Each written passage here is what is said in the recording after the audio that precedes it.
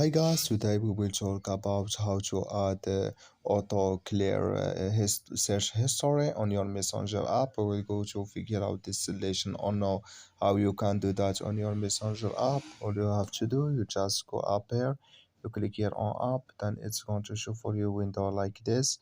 Then you just go up, you click here on this mark settings, then it's going to take you to next window here, and you just go down, then you click here on personal details, then it's going to take you to next window here, and you just click here on your information and permissions. So you come to this window, you click here on search history, and you click here on keep searches for, and here you can choose that you want to clear search history, auto clear search history. So you chose here that you want to add.